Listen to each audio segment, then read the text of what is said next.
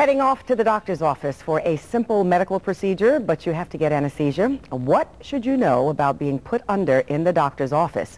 Joining me this morning is Dr. Rebecca Twersky. She is an anesthesiologist with SUNY Health Science Center in Brooklyn.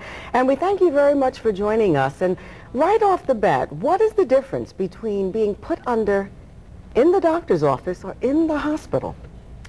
Well, that's a really good question, because patients don't realize that there are different regulations that govern a hospital and a surgery center than in a doctor's office. In fact, there are few, if any, regulations that govern anesthesia in a doctor's office. So before a patient has a procedure in a doctor's office, I think there are three things that the patient should ask their surgeon. I think they should ask, who is going to put me to sleep? Who will be responsible for my care while I'm under anesthesia, and who will be responsible for my care afterwards while I'm recovering before I go home?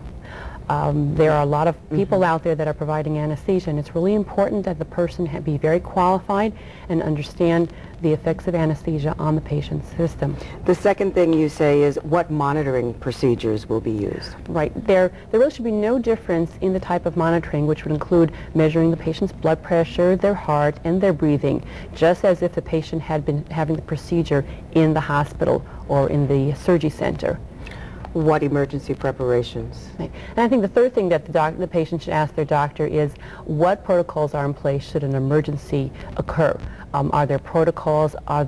Is there equipment, what we call a crash cart, that has all the resuscitation equipment available? Are the drugs available current? Are they outdated? And do the people in the office know how to use the equipment? It's one thing to have it, but you have to really be familiar with the equipment. And if something should happen, does the doctor have privileges in a hospital so that a patient can be transferred? Is there a transfer agreement between the doctor's office and a nearby emergency room? These are really all very important questions. Okay, let me ask you this. You go into the doctor's office for a procedure.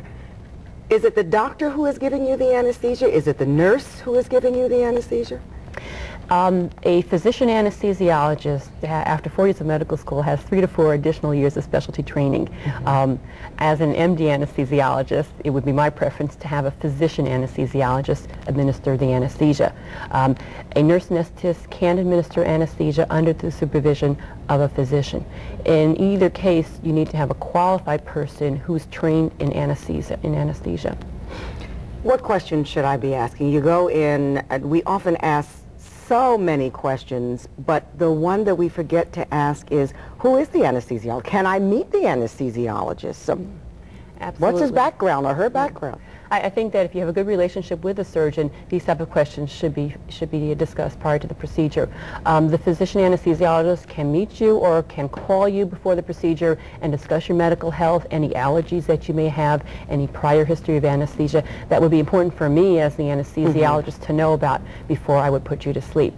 And any physician anesthesiologist should be more than welcome to have the patient ask them these questions or even meet with them if possible. Well, you get a separate bill from the anesthesiologist. I mean, I would think, you know, I should be able to sit down and ask you anything I wanted to ask. Absolutely, absolutely. I think that we take so many things for granted, but one thing we should not take for granted is the safety of our own health when we have a procedure in a doctor's office.